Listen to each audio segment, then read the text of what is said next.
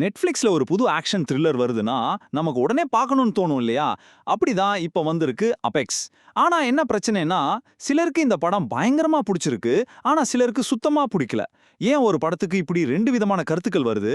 வாங்க இதுக்குள்ள என்ன இருக்குன்னு கொஞ்சம் ஆழமா பார்க்கலாம். பழபழப்பானது ஆனால் உயிரற்றது.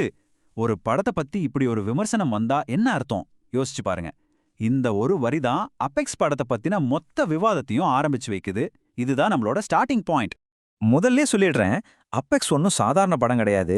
சார்லிஸ் திரான், டேரன் எகடன்னு ஹாலிவுட்டோட பெரிய ஸ்டார்ஸ் நடிச்சிருக்காங்க. இதையெல்லாம் பார்க்கும்போது படம் கண்டிப்பா ஒரு பிளாக்பஸ்டரா இருக்கும்னு தானே தோணும்.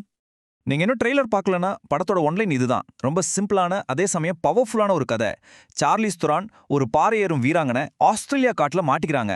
அங்க டேரன் எகடன் அவங்கள வேட்டையாட ஆரம்பிக்கிறாரு. ஒரு கிளாசிக் சர்வைவல் த்ரில்லர் செட்டப்.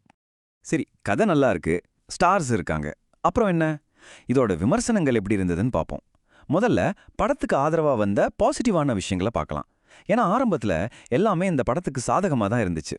இங்க பாருங்க, ராட்டன் டொமேட்டோஸ்ல 70% ஸ்கோர். ஒரு ஆக்ஷன் த்ரில்லருக்கு இது ரொம்பவே நல்ல ஸ்கோர் தான். சிம்பிளா சொல்லணும்னா 10ல 7 விமர்சகர்கள் படத்துக்கு பாசிட்டிவா ரிவ்யூ கொடுத்திருக்காங்க. இதுதான் படத்துக்கு கிடைச்ச பெரிய பூஸ்ட். அப்போ அந்த 70% விமர்சகர்களுக்கு படத்துல அப்படி என்னதான் பிடிச்சது? முக்கியமா சில விஷயங்கள். ஒன்னு, பயங்கர விறுவிறுப்பான டென்ஷனான ஆக்ஷன் காட்சிகள். ரெண்டாவது, சார்லஸ் தெரான், டேரன் எகட்டோனோட யதார்த்தமான நடிப்பு. அப்புறம் ஆஸ்திரேலியாவோட அந்த பிரம்மாண்டமான நிலப்பரப்ப கேமரால காட்டின விதம். இதெல்லாம் தான் பலரையும் கவர்ந்திருக்கு. குறிப்பா சொல்லணும்னா ஐஜிஎன் மாதிரி ஒரு பெரிய விமர்சன தளம் சார்லிஸ் தெரானோட நடிப்பை எவ்ளோ பாராட்டியிருக்குன்னு பாருங்க. அவரோட நடிப்பு உணர்ச்சி பூர்வமாவும் உடல் ரீதியாவும் ரொம்ப வலுவா இருந்ததா சொல்றாங்க. இது படத்தோட ஒரு பெரிய பிளஸ் பாயிண்டா பார்க்கப்படுது. ஆனா ஒரு நிமிஷம், அந்த 70%ங்கிறது முழு கதை கிடையாது. அந்த நம்பருக்கு பின்னாடி நாம கவனிக்க வேண்டிய சில கடுமையான எதிர்மறை விமர்சனங்களும் ஒளிஞ்சிருக்கு. இங்கே தான் கதை சுவாரஸ்யமா மாறுது. தி கார்டியனோட இந்த விமர்சனம் தான் பிரச்சனையோட மைய புள்ளிய தொடுது. அவங்க என்ன சொல்றாங்கன்னா, படத்தோட கதைக்களம் ரொம்ப பழசு, ஒரு டெம்ப்ளேட் மாதிரி இருக்கு. அது மட்டும் இல்லாம அந்த நிலப்பரப்ப காமிச்ச விதமும் ரொம்ப சலிப்பா இருக்குன்னு சொல்றாங்க. இங்க பாருங்களேன், இந்த முரண்பாடு எவ்வளவு தெளிவா தெரியுதுன்னு. ஒரு குரூப் படத்தை விறுவிறுப்பான பூனையும் எலியும் விளையாட்டுன்னு கொண்டாடுறாங்க. ஆனா இன்னொரு குரூப் இது ரொம்ப வழக்கமான கதைக்களம்னு சொல்றாங்க. ஒருத்தர் அந்த லேண்ட்ஸ்கேப் பிரமிப்பா இருக்குன்னு சொன்னா, இன்னொருத்தர் அது ஏதோ மவுண்டன் டியூ விளம்பரம் மாதிரி செயற்கையா இருக்குன்னு கிண்டல் பண்றாங்க.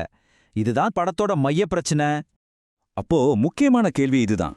எப்படி ஒரே படம் ஒரு குரூப்புக்கு செம்மையான படமாவும் இன்னொரு குரூப்புக்கு ரொம்ப மொக்கையாவும் தெரியுது? இந்த 2 எதிர்கருத்துக்களையும் நாம எப்படி புரிஞ்சுக்கிறது? இந்த குழப்பத்தை தீர்க்க எண்கள் நமக்கு ஒரு தெளிவு கொடுக்கும். ராட்டன் டொமேட்டோஸ்ல 70% பாசிட்டிவா தெரியுது. ஆனா இன்னொரு முக்கியமான தளம் மெட்டாகிரிட்டிக். அங்க பாருங்க, 100க்கு வெறும் 59 தான். இது ஒரு ஆவரேஜ், அதாவது சுமாரான வரவேற்பை தான் காட்டுது. அப்போ இந்த மெட்டாகிரிட்டிக்ல 59க்கு என்ன அர்த்தம்? சிம்பிளா சொன்னா மிக்ஸ்டு ரிவ்யூஸ். அதாவது விமர்சகர்கள் மத்தியில ஒரு தெளிவான கருத்து இல்ல.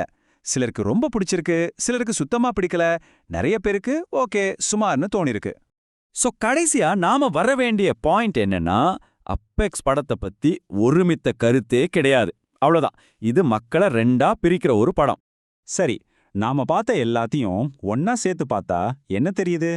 1, டெக்னிக்கலா படம் செம்ம ஸ்ட்ராங், ஆக்ஷன் விஷுவல்ஸ் எல்லாம் சூக்கர். 2, சார்லிஸ் தெரான், டேரன் எகர்டன் நடிப்புல பின்னிட்டாங்க. ஆனா 3வது பாயிண்ட் தான் பிரச்சனை, கதை. நாம ஏற்கனவே பல தடவை பார்த்த கதை மாதிரி இருக்கு.